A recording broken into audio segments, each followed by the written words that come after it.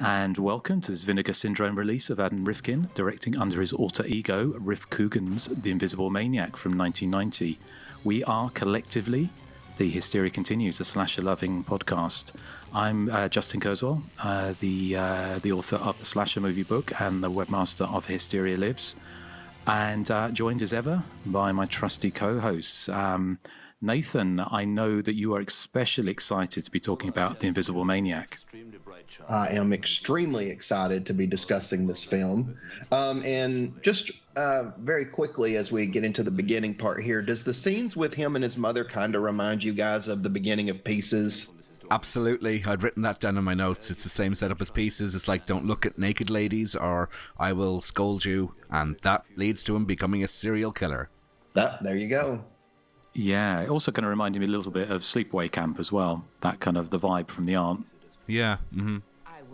So, well, I just want to quickly mention, I'll just kind of come, but I had to look at, double check the actor here, Dr. McWaters, is Clement von Frankenstein, which I thought must be a pseudonym, and I'm sure there are possibly a few pseudonyms in this movie, but apparently it's not. He is somebody who was around, and in fact, actually, apparently the original Frankenstein, Mary Shelley's Frankenstein, his family name inspired the name of her book, and he also had a bit role in Young Frankenstein, and did lots and lots of TV and kind of B-movies, and we're talking about B-movies, movies that we very much enjoy, including things like Cruel Intentions 2. So, because I think he may be in a flashback, but he's, blink and he's gone. But Joseph, is this one of your ones from back in your video days, Invisible Maniac? Not really. I didn't see it until the knots, but I am a fan. I think it's suitably goofy. Was good, and also just to reference very quickly, because again it's another blink and it's out. But the woman who's being spied on here was someone called Tracy Walker, who was in a few movies around this time, and like a lot of the people in this movie had like a very short career. I think from what I can tell, she did Top Shelf magazines. Was a kind of nude model. She was also in Body Parts in 1992, but also something called Bikini Blitz from 1991, which I think is a compilation of bathing beauties whose bras ping off. But Eric, talking of bras pinging off, what was your introduction to The Invisible Maniac? Yeah, my introduction to this film was literally when we covered it on the podcast, which was just last year in 2021, so I hadn't seen it before then. So I have no real history with the film. It's one of those movies that I think it did get a release in the UK, obviously from where I am, but it was promoted more as a kind of a soft porn movie than a horror movie. I mean, this very much, I kind of guess, we're talking about 1990, and a whole slew of tongue-in-cheek slasher movies coming in out around this time, and I'm sure we're going to touch on quite a few of them because they share a number of the cast. We're at the very much at the tail end of this 80s slasher movie boom. This obviously taking us into the 90s. From what I've kind of read around this time, it just seems there was a massive boom in kind of direct-to-video films, a massive market for video, for shot-on-video movies, and especially ones that featured lots of boobs and blood. And certainly Invisible Maniac features a lot of the former and a bit of the latter. Yeah, because one of its AKAs is Invisible Sex Maniac, which would cater for a certain crowd, I'm sure. Yeah, it's certainly not unusual for things to be sold as horror movies to be sold as kind of sex movies, which kind of happened a lot in the 70s and Grindhouse sort of times. Kind of, and often they had kind of hardcore inserts for a lot of Italian movies that came out in the 70s.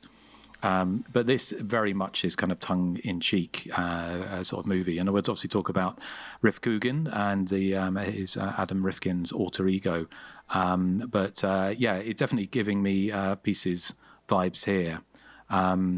It's also, just to mention, the kind of the actress here who plays his mother. She again, there's a lot. Adam Rifkin has got a background in comic books, and certainly not a lot of the people, but certainly the film itself has connections to comic books, and also it has that feel of for me as a kind of erotic comic book. So Mrs. Dawnwinkle here is played by someone called Marilyn Adams. She was in a few films around this time. She was also in Remote Control and Zipper Face, which is kind of another kind of slasher style movie. But she's married to someone called Neil Adams, who was very big name in American comic books. Is famous because his photorealistic dynamic artwork. So there's that kind of connection there. And quite how she was connected to this movie, I'm not entirely sure, but there's certainly some interesting parallels with comic books. And for me, I don't know what you guys feel, but for me, it feels very much like a comic strip, an adult comic strip come to life. Yeah, I mean, I could see what you're saying for sure. I never understood the mom here, though. Just right quick, she keeps telling him how awful and evil and wicked women are, but she's a woman. I mean, there's something wrong with this scenario. How dare you assume her gender, Nathan? Well, I mean, okay, I got nothing.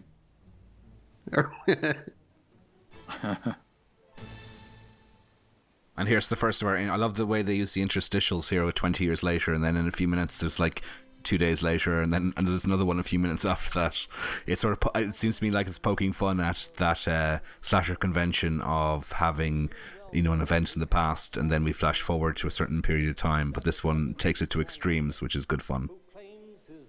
Yeah, I mean, this scene for kind of, I always thought it was as if John Waters had directed a slasher movie, and arguably did was Serial Mom.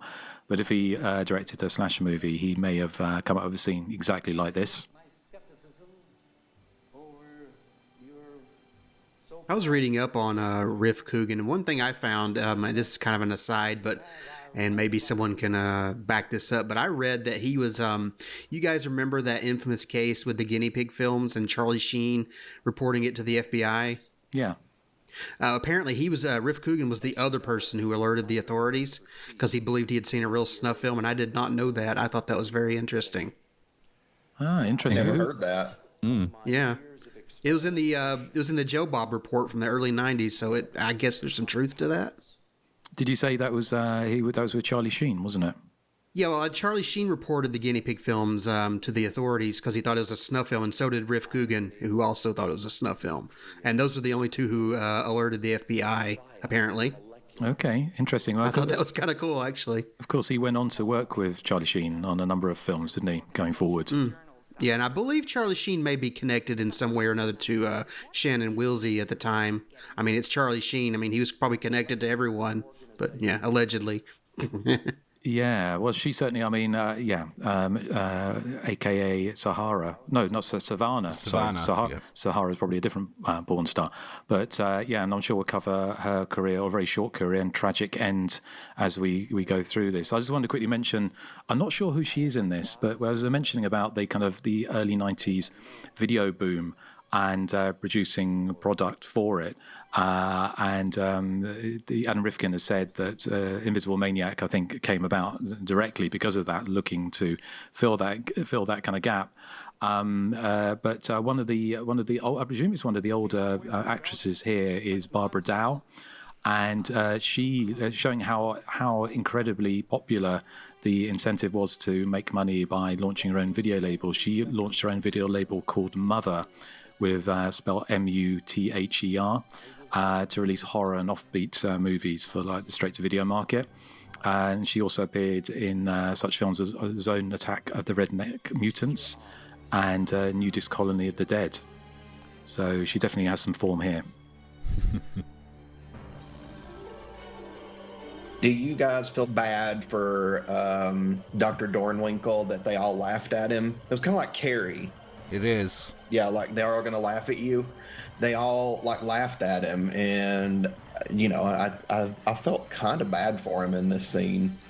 Yeah, the pathos here is identical to Carrie. I felt the exact same thing. Yeah, it's like kind of a sad moment for him. As a top experimental scientist, he really needs to learn to cope with rejection and people laughing at some of his theories. It's very unprofessional what he does here in the next few minutes. This is very true. I was saying before the commentary, we thought we weren't sure how old Noel Peters was, and I said he's probably in his 30s. I take that back. He probably is in his 40s. Yeah, Noel Peters is something of an enigma, isn't he? He's one of the, we've got some decent backgrounds on quite a few of the actors and actresses in this, but he is someone who kind of came into this film, and allegedly the only other credit he has is for Cinderella from 1997 with Brandy, slasher royalty from The Burning, Jason Alexander, Whoopi Goldberg, and Whitney Houston. Whether or not that is a true credit, I didn't have time to check out. But I'm wondering if he was using a pseudonym. I did find some connections to Noel Peters, who was a pro wrestling manager, who was an actor around this time. But the trail went cold. So this is his kind of his piece de resistance as an actor. And I think I know I've read some. There's a few reviews from this from around the time, which I'm sure we'll get to. But he seems to be having a lot of fun with this. And unfortunately, as far as we know, is the Invisible Maniac has yet to return. So whether Noel Peters is still out there or he's remaining invisible, we don't know. I'm kind of wondering, why did he wait in front of all these renowned scientists without testing, this invisibility serum? He obviously hadn't tested it yet. He was like thinking it was going to work in front of all these scientists, and it didn't. So I was like... Well, not even on a bunny rabbit. Yeah, he didn't even do that on the bunny. I mean, he did later, but that was, after... Yes. Murders and beating people to death with suitcases and, stuff like that. We have here Dana Bentley, who was also in the phenomenal Sorority House Massacre Part 2. With a couple of other of her co-stars in this film. I think there's more than one in Sorority House Massacre. Melissa and Savannah are both in Sorority House Massacre 2. Savannah's in Sorority House Massacre 2? I think so. Did I read that? I don't remember her in that movie. Okay, maybe ignore that factoid. Maybe I've made that up. I think she maybe have a very small role in the film, like a cameo or something. Here's what Eric was saying. 6 months later. Mm-hmm. I love the fact how he's able to get a job at a summer school. It just goes to show that their background checks aren't very good. Yeah, I've always said that when I watched this movie. It's like no one looked at this guy and said, he's so sweaty and shifty. Let's put him in a classroom full of kids. I like the fact that hospital for the criminally insane just looks like somebody's house, and he jumped out of the garage. Before we move too far away from it, I just want to mention that one of the bizarre a film that this reminded me of a little bit was Danger Diabolique, which sounds completely ridiculous, but hear me out. That was based on the Italian movie from the mid '60s, I think it was, which is based on the Fumetti Neri with the Italian black inverted commas comics, which is a subgenre of Italian comic books, which were created with the Diabolique character in the early '60s, and then they became more violent and more sexy as they kind of went on. So that whole thing with all the scientists kind of reminded me of the kind of number of scenes in Danger Diabolique. And although it sounds quite random, the credits for this, or it's uncredited, but apparently one of the influences on this was an erotic Italian comic book novel called Butterscotch, The Flavor of the Invisible, which was by a comic book artist called Milo Manara. So the parallels seem very, very kind of strong with this, and essentially it's somebody that can turn himself invisible so he can get close to young ladies. But when he paints himself, he smells of butterscotch, which is not something they have here. So, so it seems, especially, I wouldn't be at all surprised, given Adam Rifkin's connections with comic books, that he certainly was aware of them. So I thought that was interesting. So, Nathan, this must be one of your favourite casts of all time, sitting at these desks. Oh my goodness, yes. I love every character in this movie. And I was wondering, do you guys feel sorry for the students? Because keep in mind, these are just teenagers that are being murdered later. So do y'all feel bad for them? They got families. I feel bad that they're 40-year-olds pretending to be teenagers. but no.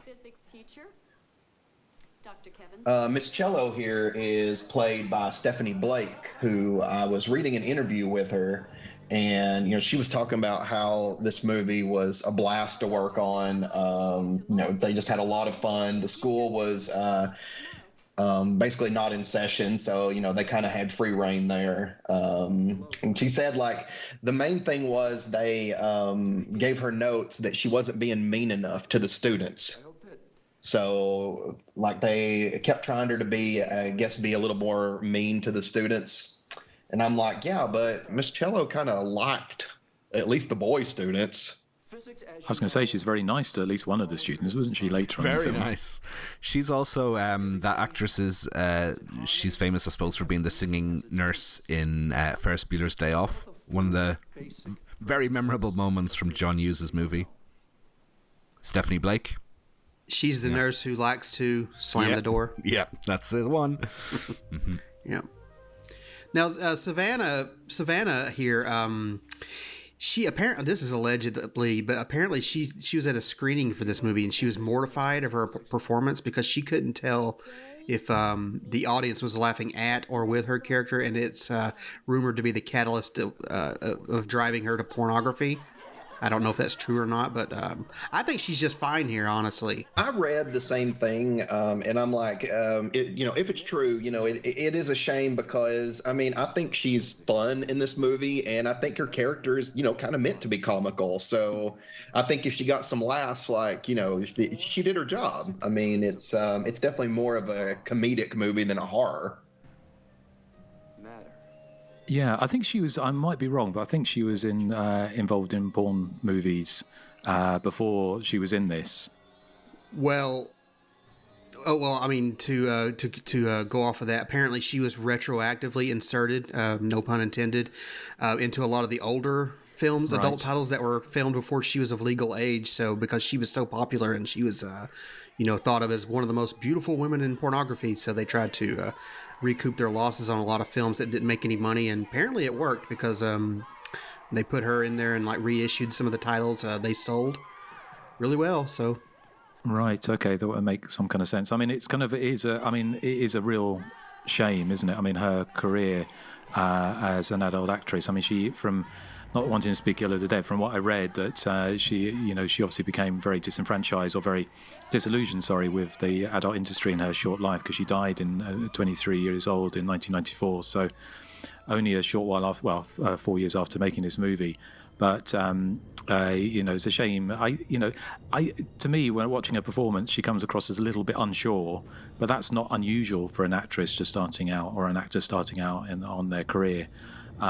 So it is a real shame, because I think she's got like some comic timing here. She's fun and bubbly, and it is a shame, and not doing disservice to anybody involved in the adult industry, because there's certainly been a lot of actors and actresses who've kind of gone between sort of adult work and mainstream work, although mostly in these kind of movies. And certainly we're talking about Adam Rifkin, or Riff Coogan's his other alter ego movie, Psycho Cop Returns, which obviously Vinegar Syndrome put out a fantastic release of a little while ago. And that, I think, had Carol Cummings, which was another actress who had quite a lengthy career in porn in that. So it's not unusual to have actresses that have either done porn or go on to do porn, like the actress's name escapes me in Evil Laugh. Kim McCamey, or Terry, what's her name? Terry Weigel? Was that it? Terry Weigel. And there's the other one in Cheerleader Camp, wasn't there? Which, again, the name escapes me. Terry Weigel was Cheerleader Camp. Kim McCamey was Evil Laugh. Yeah, there's a couple in Maniac, Bill Lustig's movie as well, that made the transition from adult to mainstream movies, I suppose.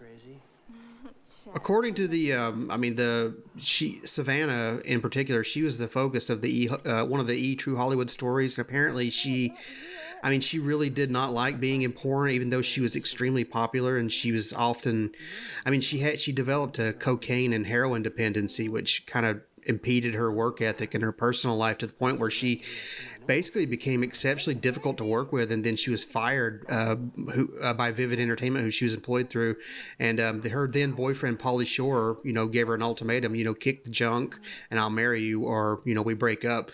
And I think she might have suffered from some slight body dysmorphia, and it was exacerbated when she had basically had a hideous disfigurement in a car crash, and it pushed her towards suicide. And the sad thing is, she had previously bought a shotgun 3 weeks earlier to fend off a stalker, and she used that gun on herself, which is very sad. Yes, very sad. But yeah, well, I mean, I think she's fun in this movie, and everyone playing here is kind of playing in an exaggerated way. Again, it's obviously how they've been told to play it. It's kind of, this is 16 years, or no, even 18? No. Was in 1990, sort of like 8 years after a film like Porky's or something like that, or any of the kind of the slasher movie films like Graduation Day, where people played it a little bit straighter, but certainly this was going into much more exaggerated territory, and it kind of works for it. It's kind of it is, for me, Invisible Maniac is just a lot of fun, and just in the same way as Psycho Returns, they're fun movies that definitely take themselves seriously and work even better for it. So and also, of course, what it does in both Psycho Returns and Invisible Maniac, it has that the kind of slasher movie hangover in some ways, and obviously we are a slasher movie loving podcast, so that is great for us. But I mean, how do you feel, Nathan? Would you call this a slasher movie? I mean, I think it's close enough. I mean, because to me, it gets into that territory with them being locked in the school, and he basically is killing them off one by one. I mean, it may not be in many, it may not be very many slashery type deaths, but, I just feel like the structure is like that of a slasher film. Well, it's certainly got that kind of comic book thing, hasn't it? Like the kid, the death by fire hose and the various death by sandwich. Which may or may not have been a tribute to Mama Cass. We're not sure, but that'll be coming up a little bit later. And surely these girls take more showers than anyone I've ever known. And why are they cheerleading practice during summer school? I can't imagine there's a lot of games. Maybe they're just, sharpening their skills for next year. Very possibly, yes. And I love that in this gymnasium, there's this vent there that anybody really, obviously, can walk up to and just see right into the girls' shower. Yeah, I never had anything like that in high school. Not that I went looking. It's just so easy to spy. Yeah. I mean, he don't even need to be invisible. Go up to this gymnasium vent and there you go. Well, it's obvious somebody's been prying at it. I mean, look, it's all bent and warped. Yeah. So yeah, I guess they couldn't get a good view. Yeah. Did just out of interest, when you took showers at school, high school, did you sort of dance in the shower with the other boys, Nathan? I didn't take showers in school. Okay, well, fair enough. Yeah, they didn't force us to take showers with other people like they do in these movies, thankfully. I wouldn't have done it anyway, so. Yeah, I'm too modest. Oh.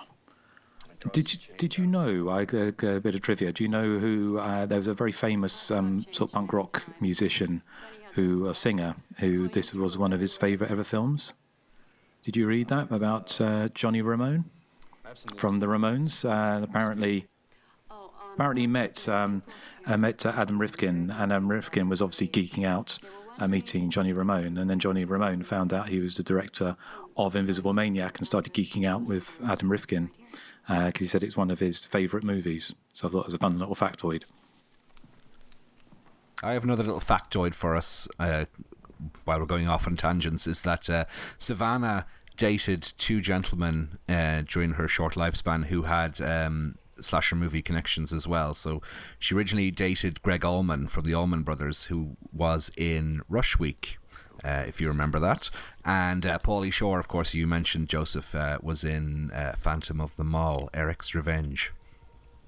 Yeah, apparently I can't remember what for, but apparently she took Greg Allman to court for something, and her agent basically advised her, hey, you can't win this, so drop the suit, whatever it was.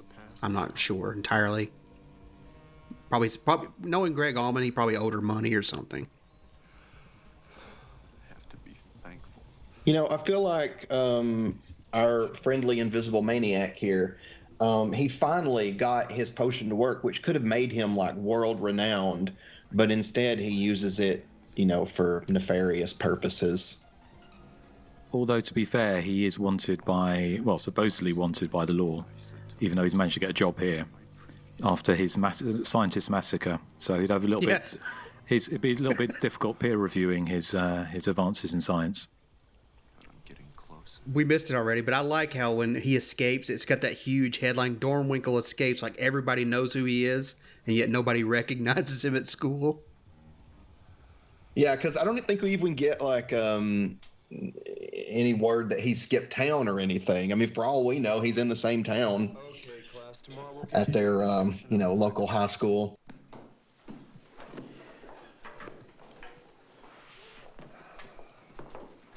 Another kind of connection to Psychoptic Returns was that Dan Povenmire, if I'm pronouncing that correctly, who wrote Psychoptic Returns, who at the same time he was writing Psychoptic Returns was working on The Simpsons TV show, and he co-writes the song "He's Invisible" in this movie, which I thought was a fun little factoid.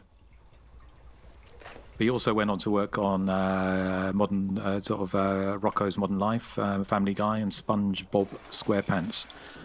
Which I love SpongeBob. Well, it feels like it's got similar kind of. These films they've got certainly the Psychoptic Returns and Invisible Maniac would make a great double bill. Definitely, if you're in the right frame of mind. But they have the same kind of zany kind of comic book feel to them, which I think is kind of. And especially when you add in the kind of nostalgia, the charm of it being this film 32 years old at the time of the recording, so it certainly has that kind of vintage appeal to it as well. Justin, did you find out anything about a possible screening in the States? Because I couldn't find anything. I did find some newspaper clippings of it got mentioned or reviewed or anything, and I found a really awesome promo that could only happen in 1990, but I couldn't find anything about it, playing here at all, even regionally. It did get, just in the same way Psychoptic Returns got a very limited release. I think it got limited release in Dallas, Texas. And this got, from what I could find, and it's kind of scant information out there about this movie, but it did play very briefly in LA. The LA Times, Kevin Thompson in LA Times gave it a pretty bad review. In advance of a midnight show at the Ritz on Hollywood Boulevard. So apparently it was playing Friday and Saturday night at the Ritz on Hollywood Boulevard. Although he did begrudgingly say that although it takes a while to build momentum, the Invisible Maniac has considerable technical finesse. But what trash like this really needs to play well is a low-down, raunchy sense of humour. And he said it's too slick not to seem sick.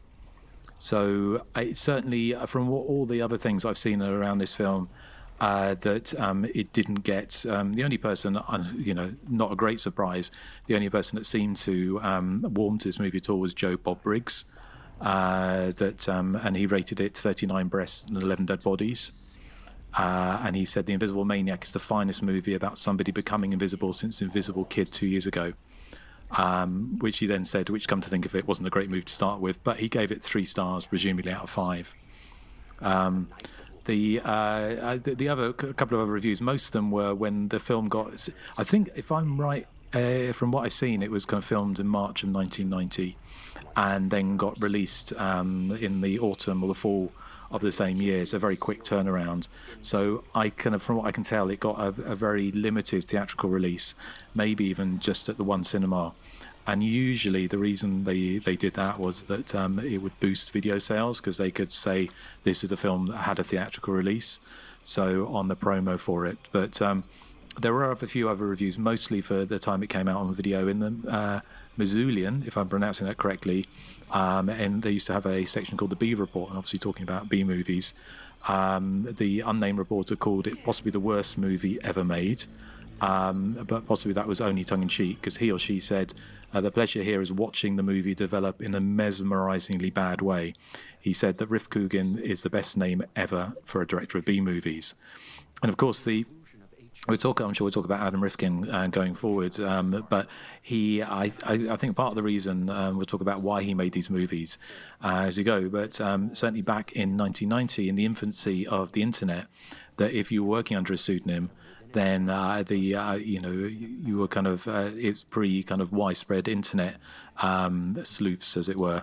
So obviously that his alter ego or pseudonym was quickly unmasked. But at the time, they wouldn't have known it was Riff Coogan. In fact, actually, I'm not sure, had he made movies before this? I would have to go back and look. What, Riff Coogan? Not Riff Coogan. Adam Rifkin. Adam Rifkin, he'd made Never on Tuesday by this stage, which that's right, yeah. Which is this quirky kind of a buddy comedy, but it's quite offbeat. It's sort of 1 foot in art house, 1 foot in teen comedy, and it's littered with celebrity cameos like the aforementioned Charlie Sheen and Emilio Estevez and Nicolas Cage with a large prosthetic nose for some reason. It's very strange. It's kind of interesting film, but it's very odd.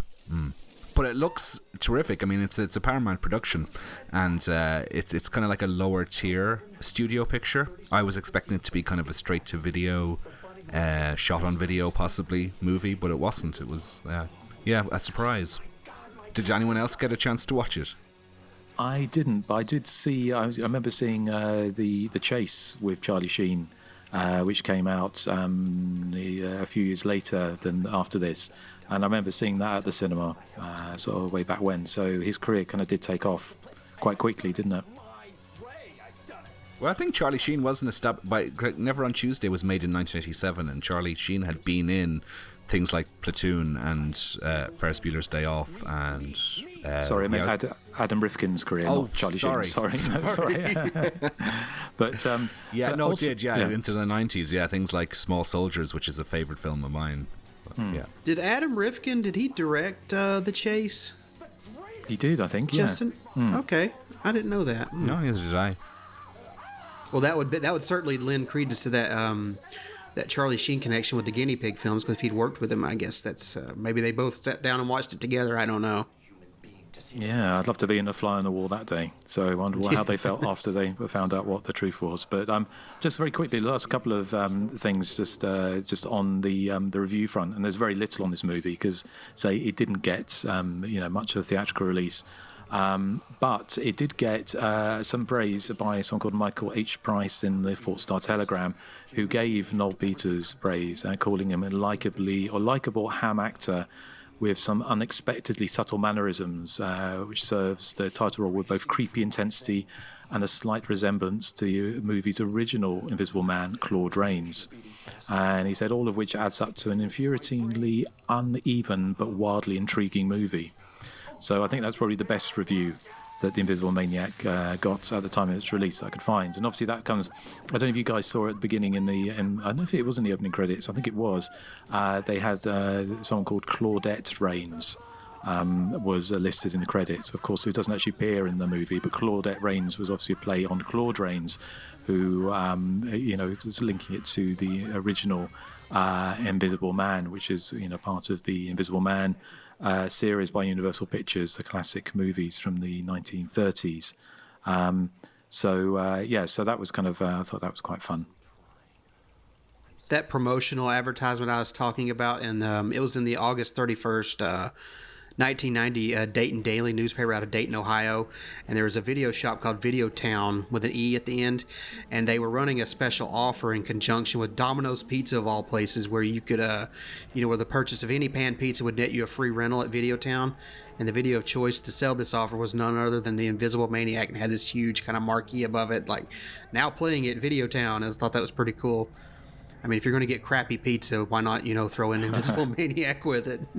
Well, I was kind of reading that, I mean, the budget for this is about $150,000, and I think it got bought by Republic Pictures, who've put their movie out for $750,000, and they were the ones behind the massive video store standees for the movie, which I thought was, it just goes to show that at the time, what people were screaming out for as this kind of movie. Was this kind of or kind of, obviously I haven't grown up in the States, but Skinamax, when did that come about? Well, Skinamax is,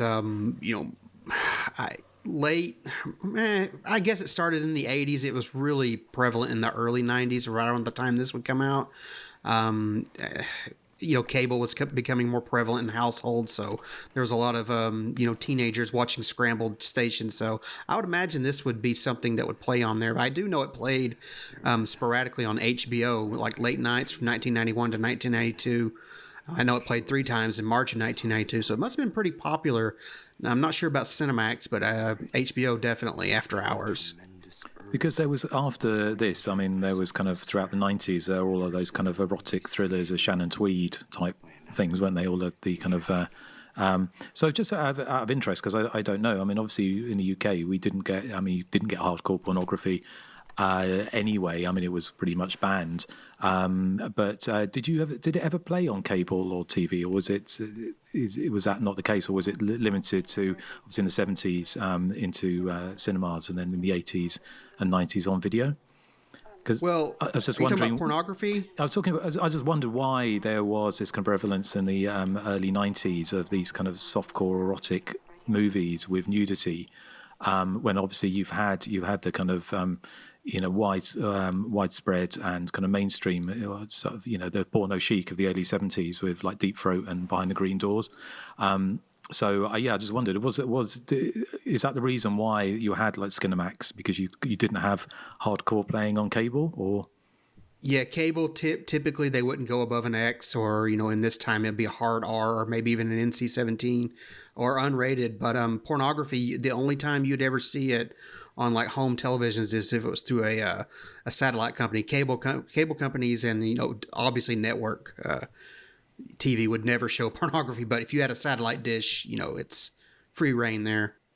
Of course. No, I just wondered why there was kind of this prevalent, and that would make perfect sense, wouldn't it? That it was kind of filling a hole, as it were, for that market. Sorry, but yeah, it was kind of interesting because I was looking back at some of the, and obviously there's a lot, the kind of Claude Rains, the Invisible Man movies. I didn't realise looking back there were so many of them.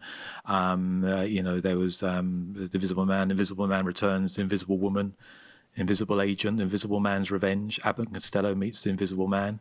Obviously all based on H.G. Wells' novel, The Invisible Man, obviously.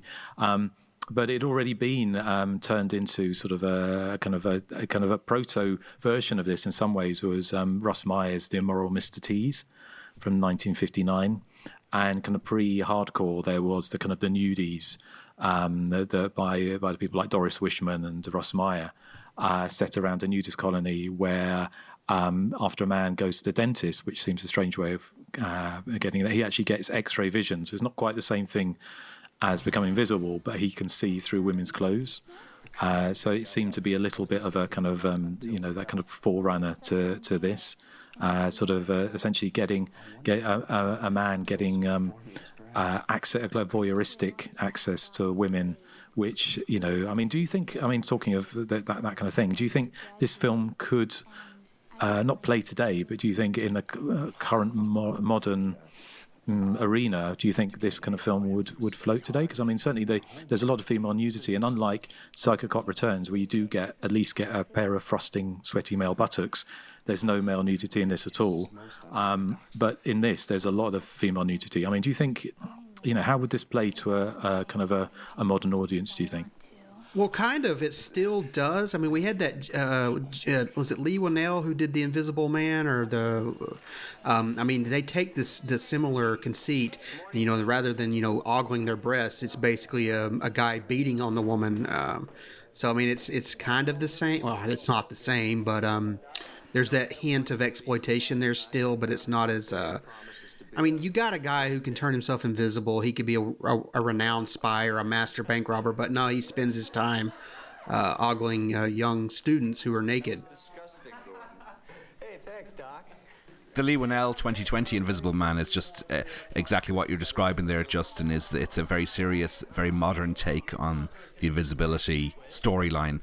I think a comedic take on it nowadays probably would have less emphasis on pinching ladies' bottoms in the shower and that, and maybe might have a few more morals to it than that the audience would probably expect in 2022. But I do love invisibility as a conceit. It's I think it's a wonderful thing. Something like Hollow Man. It's a Paul Verhoeven did Hollow Man. Yes, that's a great idea. And again, like you said, the Invisible Man, he can be anything you want. He could be a master spy. But in that one, Kevin Bacon uses it for evil, including rape at one point in the film, and he's very, very much the villain of the piece. Well, I would say like the Hollow Man was very much kind of almost a spiritual successor to Invisible Maniac, wasn't it? Although it takes itself for the first half of it, it takes itself very seriously, doesn't it? And then gets increasingly more ludicrous, which of course isn't a bad thing as it goes along. But another film that kind of reminded me of this anyway, that idea of like a team. In this, you've got a middle-aged pervert, but in a film like Zapped from 1982 with Scott Baio and Willie Ames, that you've got like I think Scott Baio's got telekinetic powers, which he uses to spy and smack ladies' bottoms throughout the movie. So that kind of, again, that seemed to look possibly was a film that was possibly an inspiration for this. It's certainly, I'm sure, for many straight young sort of teenage boys, the idea of being invisible and being inside a lady's locker room is probably quite high up on kind of masturbatory fantasies, I would have thought.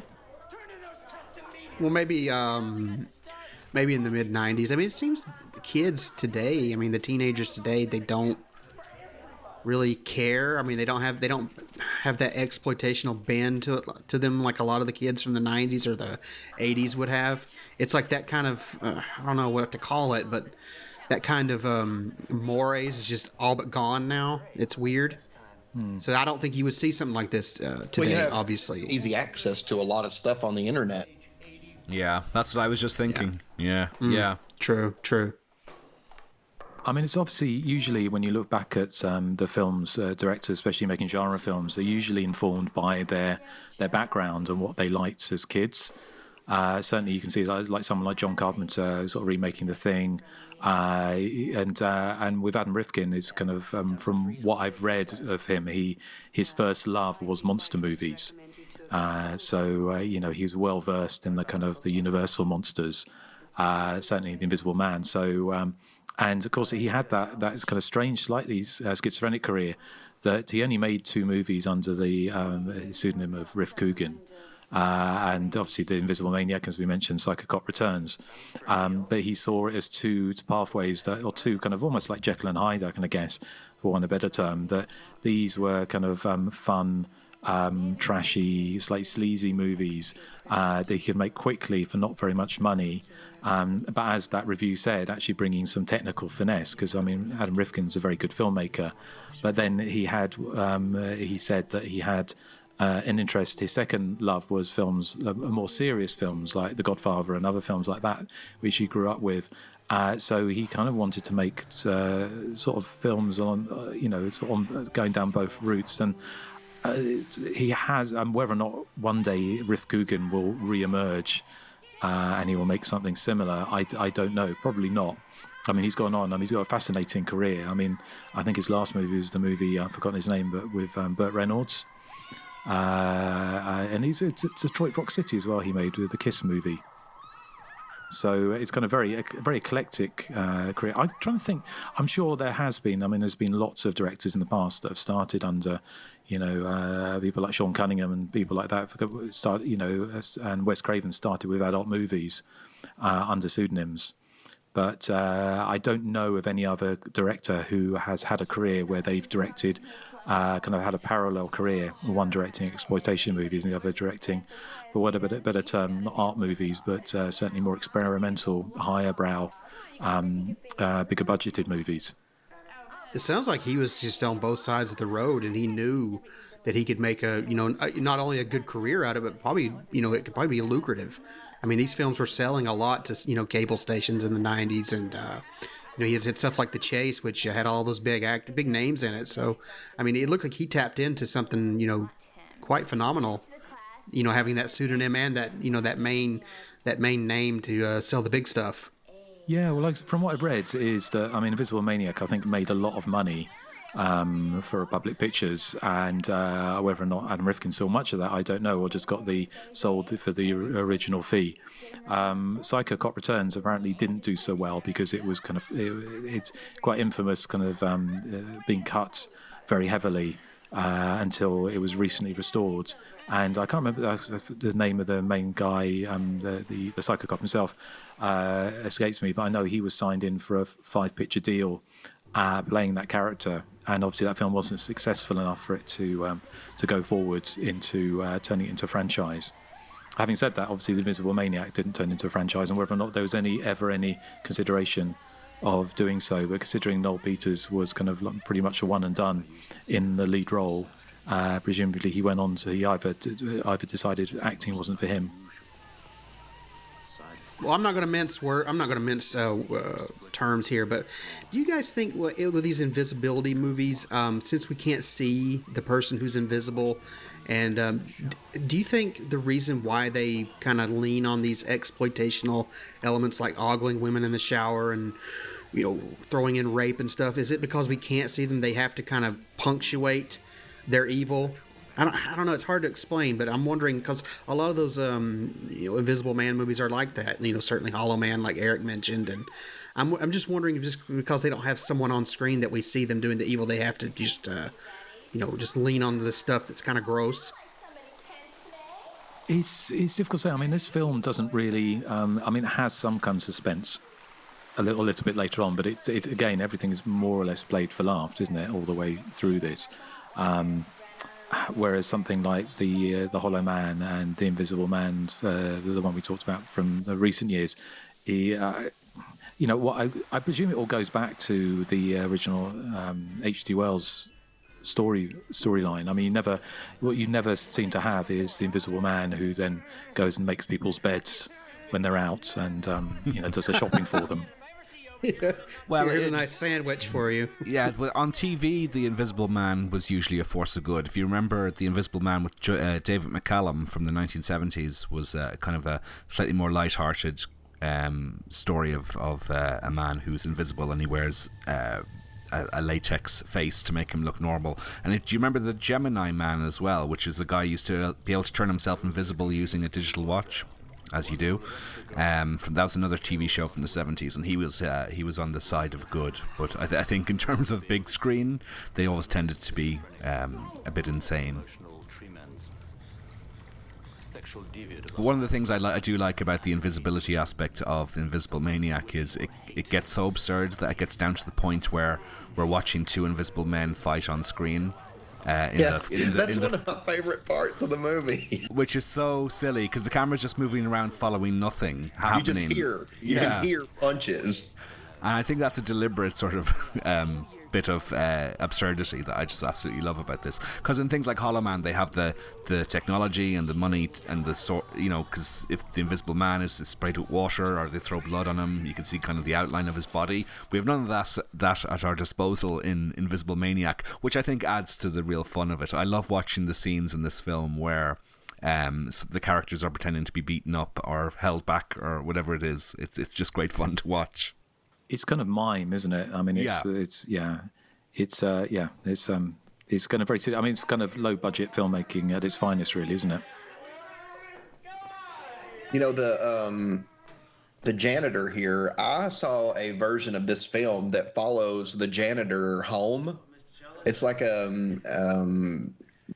whole 5-minute sequence where the janitor leaves the school and he goes home and he falls asleep and he has a dream that this topless vampire woman is biting his neck, and then he's getting chased by like 4 or 5 topless women and he's running from them, and yeah, they're just chasing him down. It's just a very weird dream sequence.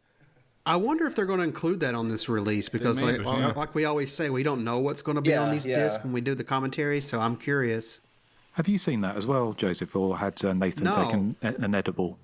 No, I'm serious. I could show you guys. I believe him. It's probably true. I just never really looked into it. Because you guys have to remember how long I've been watching this movie. I've seen it, I don't even know how many times. Many, many, many times. Did you see, I just spotted it said cheerleader tryouts. So that's what they're doing. They're doing tryouts for cheerleading. So that answers your question, Nathan. That does answer my question. Although I don't know why Bunny here wants to marry Chet so bad, because Chet's already cheated on her, and Chet's kind of a hypocrite because he gets like all bent out of shape over the janitor watching them in the shower, but then he does it too. So yeah, it's kind of hypocritical. Well, Melissa Moore as Bunny. I mean, Melissa Moore had she was kind of sort of B-movie royalty, really, wasn't she, around this time? Sorority House Massacre 2, and also, of course, Hard to Die as well, which is seen to be an inspiration again back for Psycho Cop Returns, because wasn't that a group of lingerie models battling a psycho in a tower block, if I remember correctly? They were actually there to clean that's dirt right. on their clothes, and the only thing you can do is get the dirty clothes off, and all they had to put back on was lingerie. I hate that when that happens. I know. It happens. What can you do? Well, that's just as good excuse as any to get your females naked in a film. Yeah. So I think Melissa Moore, she came back briefly, didn't she? She had a big career break and then came back briefly and did some kind of genre pieces, 10 years ago or so. But I saw that she kind of recently, she's a kind of owns and operates a kind of a horse stables in Kentucky, which I don't know if that was where she was born. Yeah, I've always read that she was, really into like, horses and, like the horseback riding and all that kind of stuff. I've only done that one time, so I don't know much about it. No, I don't. I think they call it equestrian. They do. I don't get the chance to use it very often, but... No. It's kind of... you talked about Chet, and that's played by actor Robert R. Ross, who wasn't in a great deal. He had he kind of went on to be in a number of kind of soap operas like Guiding Light and Melrose Place, but hasn't done anything since 2004. So I couldn't find anything else for him. It's kind of... there was quite a few sort of, obviously, with the cast and crew. There was a couple here. When we get to them later, it was the actresses, is it Kylie Shalabaja? I'm sure I'm not pronouncing it right, as Joan, and Gail Leon as April. And they didn't do anything else I could see apart from this. So I do wonder if there was kind of some pseudonyms being used. Possibly. Well, I think if you're an actor who wants to take themselves somewhat seriously, you're probably going to use a pseudonym for a movie called The Invisible Maniac, or especially a movie called The Invisible Sex Maniac, if that was its shooting title. Yes, yeah, no, definitely. So, it's kind of interesting. Sort of some of the people have talked about this in some length. The actress here, you sort of said, obviously seems quite. She seems quite okay with the movie. And I was reading, I don't know if you mentioned, Derek, that she was part of kind of like an old-style burlesque with her mother originally. So she's obviously a slightly older actress, than the other ones here. But the person who I think is kind of possibly, for me, the most interesting is Deborah Lamb as Betty. She's still doing, I looked her up, she's still very, very active in low-budget filmmaking. But she's got a really interesting sort of backstory as career, that she was a trained fire eater. This is the one that we see coming up who watched their boyfriend being murdered by a sandwich and then gets it with a fire hose. But she was she appeared briefly in David Lynch's Wild at Heart, and also had a very, very tiny role in Point Break, or a cameo role. But she had small roles in Planes, Trains and Automobiles and RoboCop, but had both roles cut out of the scenes were cut, unfortunately, which unfortunately I think happens to a lot of actors and actresses, unfortunately. She was also, funny enough, talking about the adult film stars. She was acting at acting school with Tracy Lords, who of course was another kind of 90s. Was she 90s? I guess she was 90s kind of blonde bombshells of that kind of porn scene. and she went on to work with people like Catherine Bigelow, Kat Shea, of course, on the Strip to Kill movies, and then she went on to become a professional psychic, which I thought was interesting. How do you become a professional psychic? Do you actually predict the lottery numbers? Well, that is interesting. I presume professional psychic is if you actually make money at being psychic. Okay. But yeah, she's kind of like, one of my favourite characters in this, and she's kind of, she's a really bubbly, funny character, and she's one of the few actresses I found that actually gave, she mentioned this in an interview she gave about this, and she actually said The Invisible Maniac was one of her favourite films from early in her career. She says it was very entertaining, and she said she especially loved Noel Peters as Professor Dornwinkle, especially the line, "I am now injecting the bunny rabbit," which she said she cracked her up every time.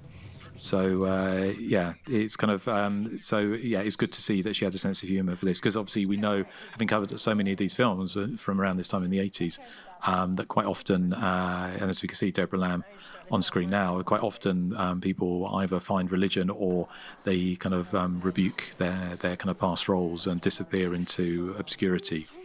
But Deborah Lamb is one of the few actresses that is still working within that kind of low-budget filmmaking, and obviously has a great affinity for this movie, which is great.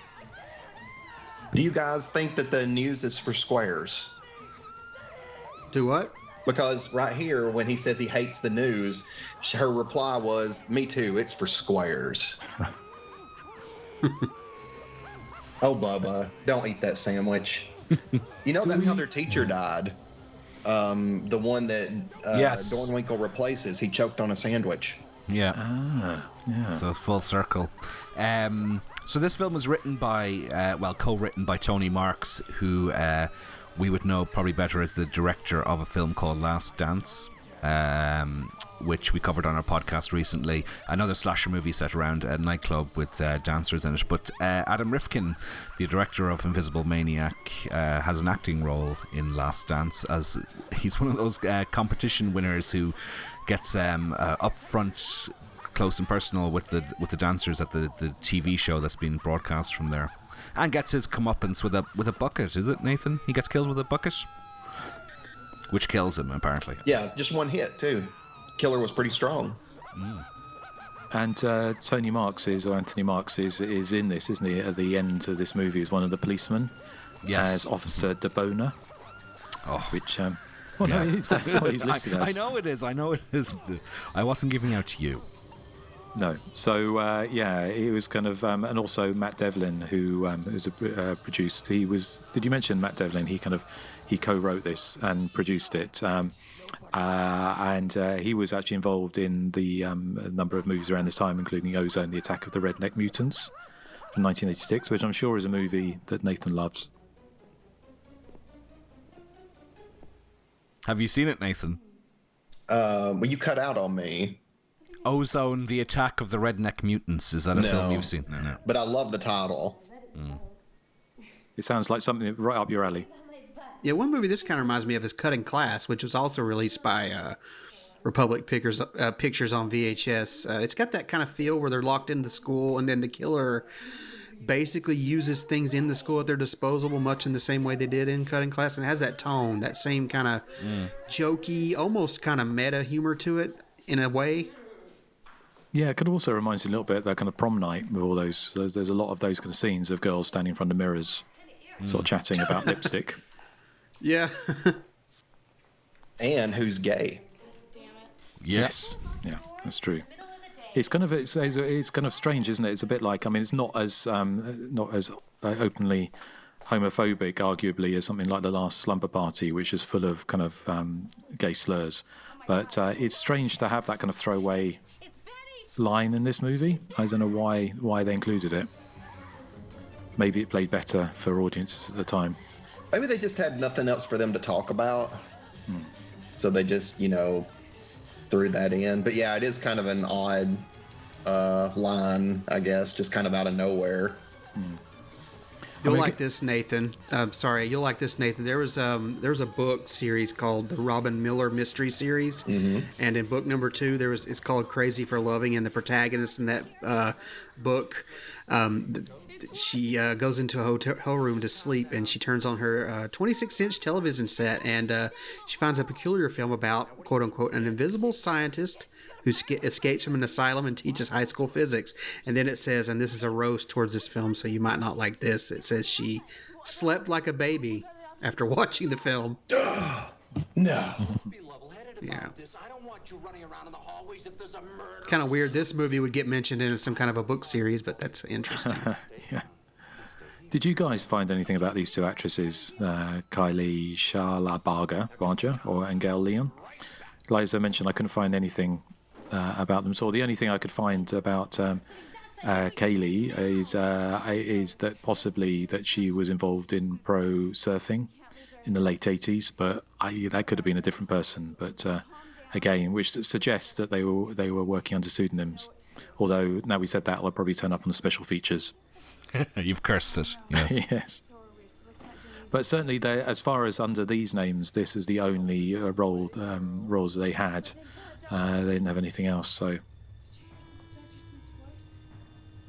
I also noticed that the Invisible Maniac seems to love like throwing things at them. Like books, and I think he throws that globe. Yeah, there it goes.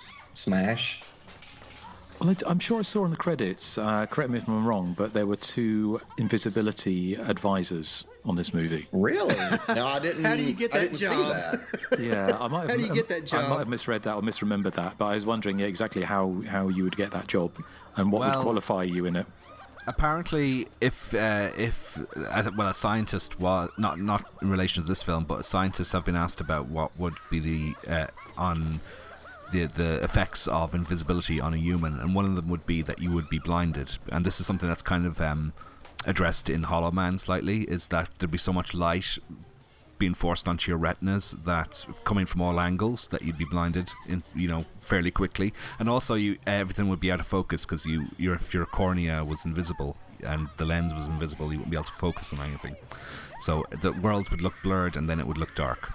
So how exactly would that help people spying on ladies in showers? I know you'd have to wear a balaclava and sunglasses to protect your eyes because the light should be coming through your head from all sides.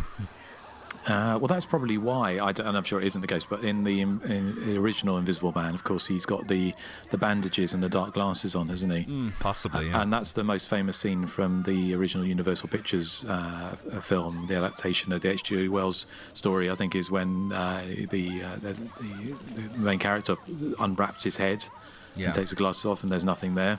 Which I would, they obviously don't do anything like that in here. Although, one thing why does the Invisible Maniac's clothes go invisible? This is it, isn't it? I mean, this is always the thing with the invisibility films. It's very convenient because if to be truly invisible, you have to be naked, and that's not going to be easy on your feet if you're running around on concrete outside. No. Well, mind you, that guy did it in that Charles Bronson movie, didn't he? True. 10 to Midnight. Mm. These poor students here, I mean, all they did in this case, I guess, which was the straw that broke the camel's back, is dumped a bucket of water on him. I mean, it's kind of a, doesn't warrant, I guess, what punishment they get. It's like I said, he was shifty to begin with. I can't believe he got the job right off the bat. I mean, he was just one bucket of water away from killing people, so. That's a very good point. You were mentioning, Nathan, like you like how people throw things around. I was going to ask Eric. Eric, what do you think the string budget was on this film? In fairness, I can't really see the string holding things up in this. Can you? Did you spot any? No. No, I didn't either. No. But I mean, it's obviously there. Yeah, I'm sure it is. Yeah, I love this type of stuff where they're trying to protect yourself. I was just thinking of other invisibility films. This is kind of a cheat. It's not invisibility as such, but Predator was a big, obviously blockbuster franchise for the last 35 years, and it uses, I suppose, optical illusions rather than invisibility as such, which is kind of what the Invisible Man from 2022 did as well, or 2020 did. Which it's he's not actually technically invisible. It's just he has a suit on that sort of deflects light and reflects light, or so, I don't know what it is, but it's probably has a firmer basis in science than some of the other invisibility movies. Apparently, that's actually a real technology where they can bend light. I mean, you can still see like the silhouette of someone standing there, but it basically renders the front of them invisible, and they capture the light from what's behind them. It's very weird how it does it, but that's an actual technology I've read about. Well, Bond in Die Another Day, the 2002 Bond movie, Pierce Brosnan is driving a car that can go invisible using that technology. It something to do with mirrors and optics and light and bending light and blah, blah, blah. And he can like totally go invisible and stuff and drive around Iceland. It's a good way to cut down on the budget. If I ever get my hands on it, I'm going to the nearest high school to look at some people in the locker rooms. Be careful what you say, really. Joseph. Yes. Yeah, not really. I'm not really going to do that. I was going to mention, I don't know if you mentioned Rod Schweitzer, if that's how you pronounce the name, is Gordon, who, of course, was also in Psycho Cop Returns. But he was kind of his interesting actor in so much that actually he plays such a douchebag in this and in Psycho Cop Returns and plays it so broadly. But he's actually quite a serious actor. He was, I think, the co-creative director of the White Horse Theatre Company, which was created in 2002 and puts on some quite sort of highbrow plays. He was also, I think, he was another one that was in The Last Dance as well. Yeah, he was like Adam Rifkin's buddy that won the contest. He also gets killed by a bucket to the face. I love the electricity deaths in these films where they get like a little 9-volt radio that's going to electrocute her. Yeah, right. Give me a break. Well, do you want to test it? Because I don't. I've been electrocuted by those things before. That explains a lot, but yeah, they're not going to hurt you. Of course, this is a movie about invisibility, so I shouldn't be complaining. I got electrocuted once from sticking a screwdriver into an electrical outlet. Oh, Nathan. Were you about 5 years old? No. Well, let's just say I was. Okay. I don't want to admit how old I really was. Right. Well, I'm glad you lived to tell the tale. Me too. It was interesting that Rob Schweitzer, he's gone from being Invisible Maniac and Psycho Cop Returns. I think his latest role is in Christ Rising, which looks like a Rapture-type Christian movie. So, yeah, there's an interesting kind of career arc there. But he was also in a number of kind of those. It seems like a lot of the actors who were in these movies went into the soaps. So he was in like The Bold and Beautiful and Guiding Light as well. I love The Bold and the Beautiful. I see. We never got that in the UK, so I never saw it. It's fun.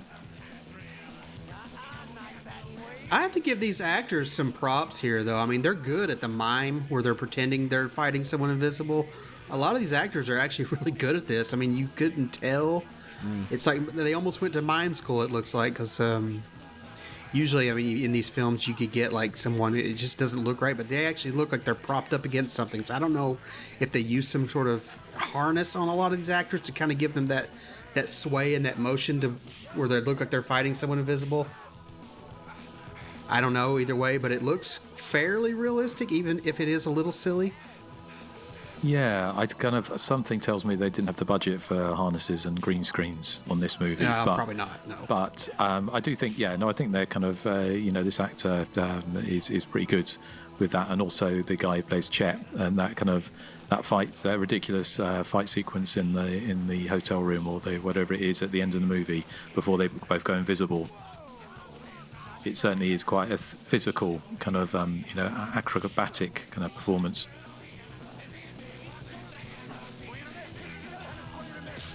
kind of reminds me of something you see like Bruce Campbell throwing himself around in the Evil Dead films. Has that kind of spark to it. Yeah. Well, I guess, I mean, what in my notes I sort of said that, I mean, this film especially kind of gave me, it kind of reminded me of those kind of early Sam Raimi movies. which sort of the what's the one that he did after Evil Dead? Not Crime Time. What's it Crime called? Wave. Crime Wave. That was it. So similar things, and that probably is a kind of similar age, maybe a bit maybe a bit older than Adam Rifkin, but that kind of Looney Tunes violence that you see in this is something very much kind of you saw in the Evil Dead movies, certainly Evil Dead 2 especially.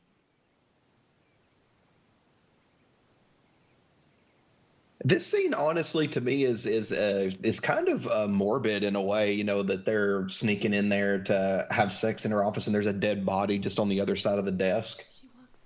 It's kind of a. It would have been a bit of a boner killer, wouldn't it, if they'd spotted? If they had found her, yeah. Which I don't understand how they don't see her really, because if they're lying on the floor. Well, how long has she been dead? I figured they would have smelled her at least. Yeah, No, she only got killed like earlier in the day. Yeah, but in Friday the 13th, where Jack and Marcy are having sex in the bunk bed, how do they not see Ned in the top bunk when they were preparing? Well, that's what I wasn't really sure with this movie, because obviously the whole thing seems to take place in some kind of weird time frame, because I don't think anyone ever goes home, do they? And so it all seems, is it all meant to take place over one day? No, it's multiple days, because there's the one scene where he goes to the girl's house at night and like takes her top off. Oh, that's right. Yeah, no, you're right. We see him at his own apartment several times as well. Yeah, okay. It's like there's no one else in this school, though, but these people, but these particular students. This is summer school? Is that what you said? It's summer school. Okay. That explains that. Okay. But they don't really seem to be putting much effort into their studies. Being at summer school. It's some studying anatomy right here, at least. Well, the important thing is that she wants him to marry her because they have this great love affair.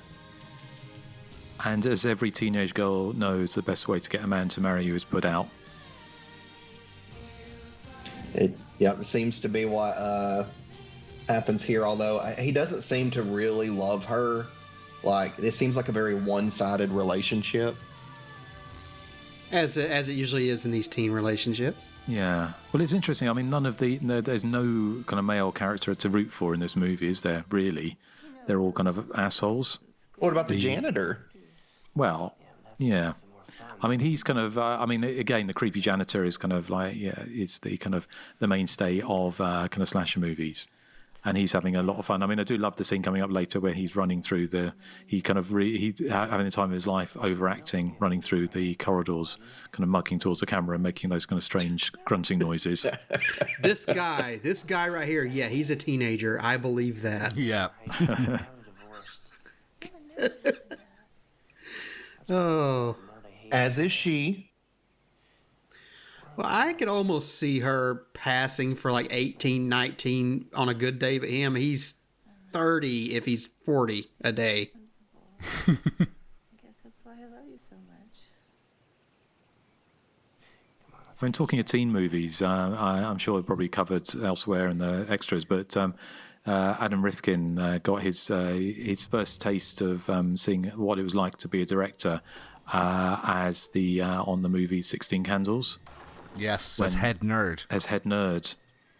So, what a way to sort of actually get a kind of insight into how to make a sort of teen movie after seeing. Well, it's a film with a subplot obsessed with looking at naked girls as well. So, it's part of that has infused into Invisible Maniac. There's just a lot of testosterone flowing through the 80s and 90s where they just want to ogle women all the time. I mean, I understand it on some level, on a base level, but I don't know. It's just weird how that was just so prevalent. And then, like, overnight, it's like, nope, you can't do that anymore. Well, it kind of started. I mean, even by this point, it was kind of not exactly old hat, but had Porky's and Lemon Popsicle and all those kind of movies that came out in the early 80s, which were kind of, just in the same way as Friday the 13th, was a mixture of kind of, took some Animal House kind of inspiration. But the Lemon Popsicle and Porky's movies took it in a different direction. But this kind of definitely, this movie owes as much to Lemon Popsicle and Porky's as it does to Friday the 13th. Certainly, it's kind of very much an amalgamation of the two kind of types of filmmaking.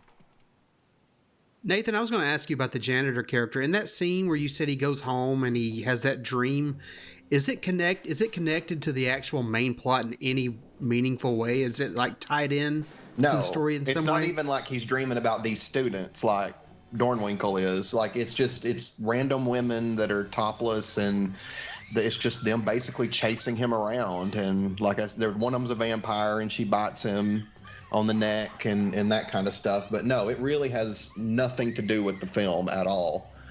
I mean, maybe it was just for more boobs, maybe. Yeah.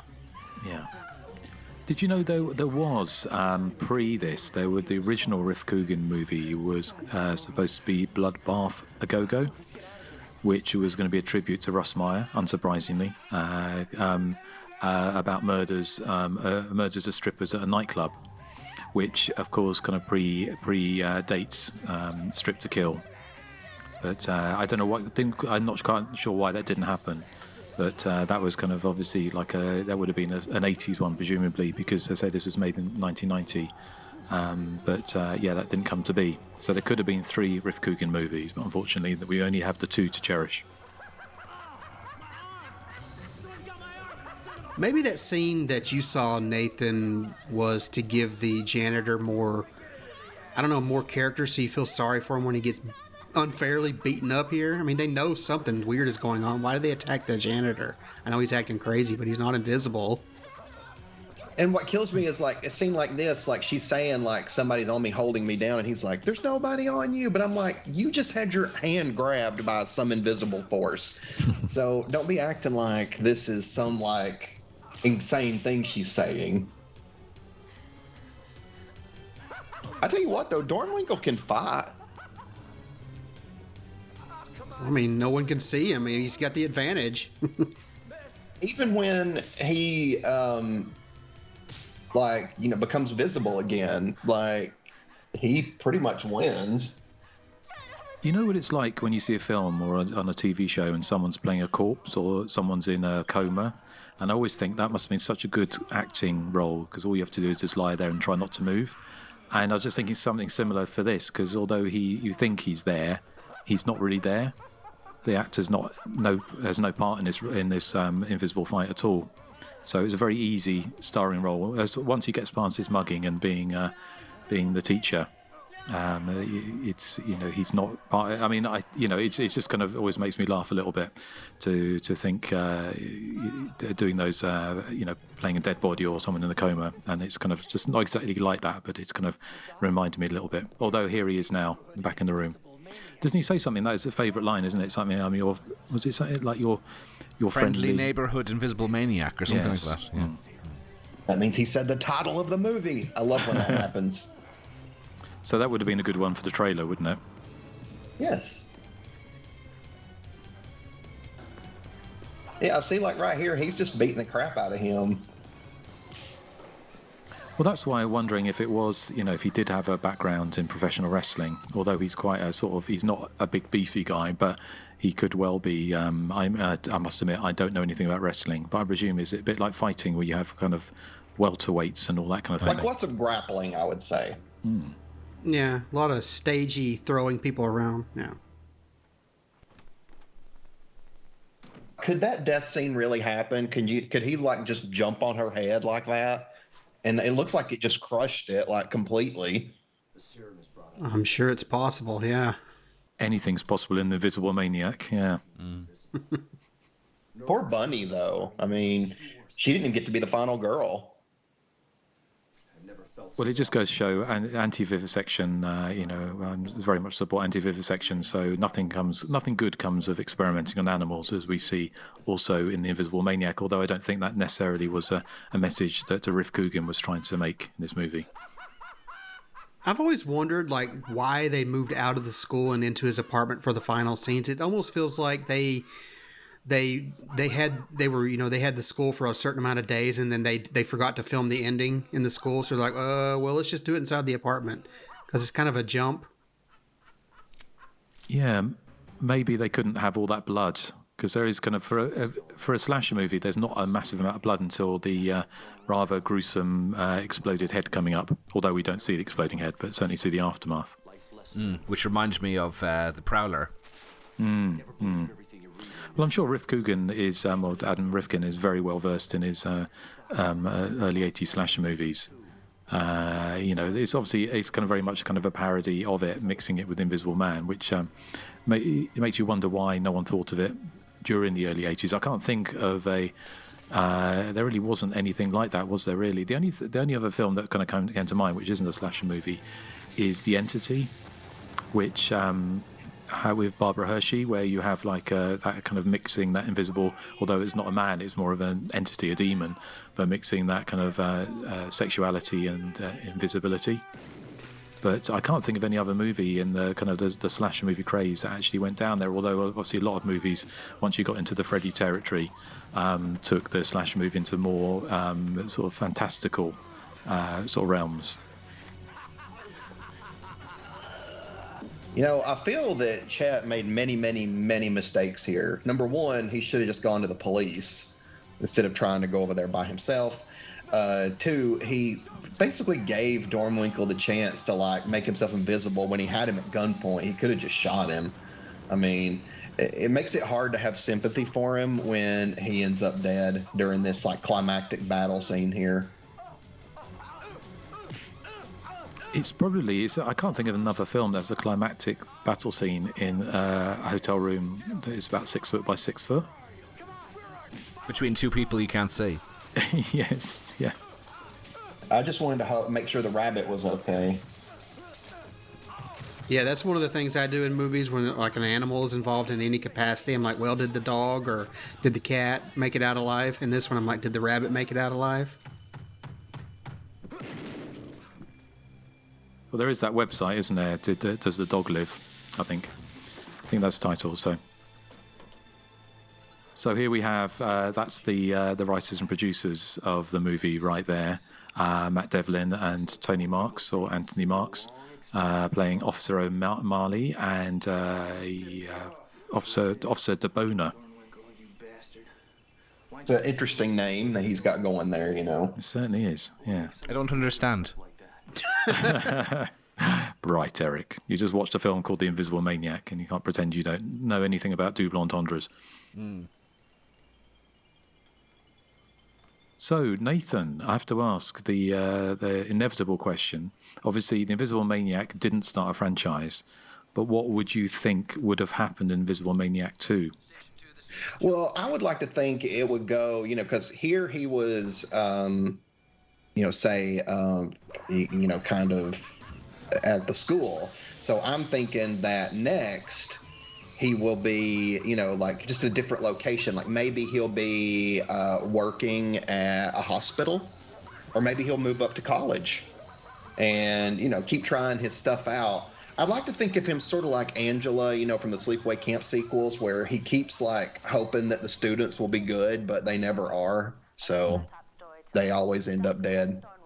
If you're going by this ending, it seems like he would just target the local news station, which could have been a fun idea for a sequel to all these people trying to do their news broadcasts and him ripping their clothes off and doing wacky shit on air. I thought that would have been kind of actually funny, actually. To be fair, her top here looks very loosely on. Yes. Yeah. It's like it's why do you think that is? It's sat on her instead of placed on her. Yeah. That ending is so ridiculous. Oh God, I love this movie so much. I'm so excited we were able to do a commentary for it, because when it got announced, I was bummed because I didn't think we would be involved, and I'm like, I want to talk about this movie so bad. See, Nathan, dreams do come true. I know. It's just very exciting for me. I'm just waiting to see whether or not I made that up about the invisibility consultants. Okay, yeah, I'm looking. But any last things to say about Invisible Maniac? I can't really see anything that else I could talk about. Oh dear. Boom, boom. Very nice, very nice. Yeah. Did you Highest notice? paid member on the set? Yeah. Wow. The fire marshal. So, here we go. Invisible Effects Opticals. Invisible Research, you were right. Invisible Research, I was right, yeah. Invisible Consultant. Wow. How do you get these jobs? Authenticity? And Dr. Brad Wyman, PhD. Supervisors. They put a lot of work into the invisibility research on this. I've got a feeling, just in the same way as Claudette Rains wasn't a real person. I These know. people A lot may of not have been true. bureaucracy just for something that's not really real. Yeah. So, well, I mean, it's great to see the kind of love for these often forgotten. Because I mean, something like Invisible Maniac, which I had on VHS years ago. You know, there's a lot of these movies like The Last Dance, Bikini Island, these kind of early '90s erotic slasher movies. That have very much the tongue-in-cheek all the way through. So it's great to see them being given the deluxe treatment by Vinegar Syndrome. So obviously we very, very, very much appreciate their work on that. And I'm sure if you bought this disc, you do too. So, yeah, well, I think the only thing left to say is thank you for listening to our commentary track on The Invisible Maniac, and thank you to Vinegar Syndrome for inviting us back to talk about one of our favourite trashy movies. And of course, to say that with much, much love. Say we are collectively The Hysteria Continues, a slasher loving podcast, and we dissect and have fun, and we love slasher movies. And when I say have fun, we have lots of fun, but in a respectful way, every other couple of weeks, so you can catch us on all good or bad podcatchers. So I kind of guess the last thing to say is thank you for listening, and say goodbye to the good people. Bye. Goodbye, everybody. Bye.